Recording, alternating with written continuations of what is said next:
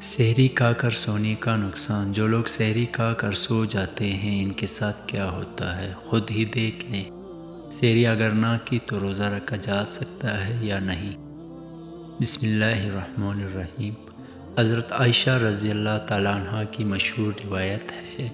ترجمہ: پھر جب مؤذن فجر کی اذان دے کر خاموش ہو جاتا ہے اور فجر طلوع ہو جاتی ہے یعنی صبح کی روشنی پھیلنے لگتی ہے تو آپ صلی اللہ علیہ وآلہ وسلم کھڑے ہوتے اور 2 رکعت ہلکی یعنی فجر کی سنتیں پڑھتے اور اس کے بعد اپنے داہنی کروٹ پر لیٹ جاتے تھے، یہاں تک کہ مؤذن اقامت کے لیے اجازت حاصل کرنے کے لیے آپ صلی اللہ علیہ وآلہ وسلم کے پاس آتا تو آپ صلی اللہ علیہ وآلہ وسلم نماز کے لیے مسجد تشریف لے جاتے۔ حضرت عثمان رضی اللہ تعالیٰ عنہ سے مروی ہے کہ آپ صلی اللہ علیہ وآلہ وسلم نے فرمایا کہ صبح کی نماز کے بعد سورج نکلنے تک ذکر خدا میں لگے رہنا رزق کے حصول میں زیادہ باعث نفع ہے، اس بات سے کہ طلب رزق میں دنیا کی کونے کونے میں پھرتا ہے۔ حدیث کا مرتبہ موضوع سند میں ابو داؤد سلمان بن عمر وانفی ہے جو کذاب ہے۔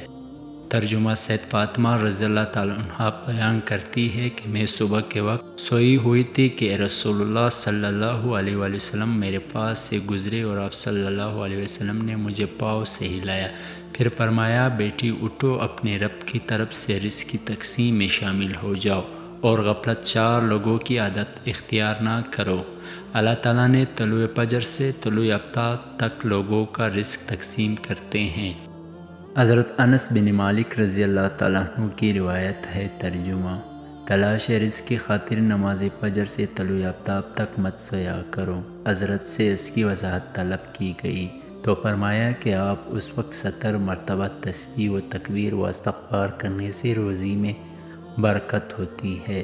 حضرت علی رضی اللہ تعالیٰ عنہ کی روایت ہے۔ ترجمہ: زمین کے سطح پر کیے جانے والے 3 کاموں کی وجہ سے زمین اپنے تکلیف کا اظہار کرتی ہے۔ ناحق خون بہنے سے، وہ غسل جو زنا کے ارتکاب کے بعد کیا جائے، اور وہ طلوع آفتاب سے پہلے سونے سے۔ حضرت ابو داؤد وائل فرماتے کریم صبح کی نماز پڑھنے کے بعد حضرت عبداللہ بن مسعود رضی اللہ تعالیٰ عنہ کی طرف گئے اور دروازے سے سلام کیا تو انہوں نے ہمیں اجازت دی مگر ہم تھوڑی دیر دروازے کے ساتھ ٹھہرے۔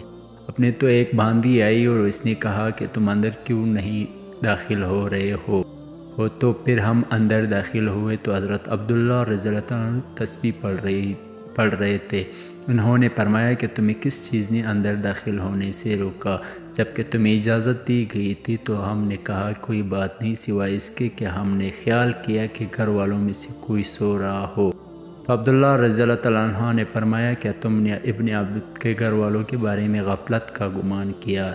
راوی نے کہا کہ پھر حضرت عبداللہ نے تسبیح پڑھنی شروع کر دی یہاں تک کہ پھر خیال ہوا کہ سورج نکل گیا تو باندی سے فرمایا دیکھو کیا سورج نکل آیا؟ متعدد روایات میں ہے کہ اللہ تبارک و تعالیٰ صبح صادق سے لے کر طلوع آفتاب تک مخلوق کے لیے رزق تقسیم کرتے ہیں، یعنی جو لوگ اس سے پورے وقت غافل رہتے ہیں اور اس کی برکت سے محروم رہتے ہیں۔ اس حدیث سے یہ بات معلوم ہوئی کہ یہ معاملت صبح صادق سے لے کر طلوع آفتاب تک پوری درمیانی وقت میں سونے میں ہے، اور اس وقت سونا غفلت 4 لوگوں کا رویہ ہے۔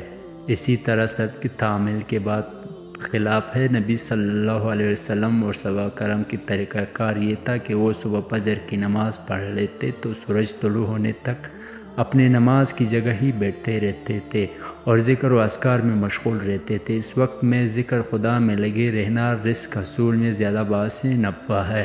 آج ہمارے معاشرے میں یہ بڑا ٹرینڈ بنا ہوا ہے کہ نوجوان 1-2 بجے تک موبائل میں فیس بک، واٹس ایپ ان چیزوں میں لگے رہتے ہیں، پھر ان سے صبح کی نماز بھی قضا اور دوپہر کی 12 بجے یا 1 بجے تک وہ آرام فرما رہے ہوتے ہیں، اور گھر میں ایسا کوئی بھی انسان نہیں ہوتا جو انہیں ایسا کرنے سے باز رکھیں۔ آج ہم آپ کو بتائیں گے کہ حضرت علی رضی اللہ تعالیٰ عنہ نے نوجوانوں کے بارے میں کیا فرمایا اور کیا کچھ ان کی قسمت میں لکھ دیا جاتا ہے۔ ایسی حالات کی لپیٹ میں آ چکے ہیں۔ حضرت عبداللہ ابن عباس رضی اللہ تعالیٰ عنہ سے مروی ہے کہ جو بھی انسان صبح سویا پڑا رہتا ہے تو اس عمل کو اسلام نے سخت ناپسند قرار دیا ہے۔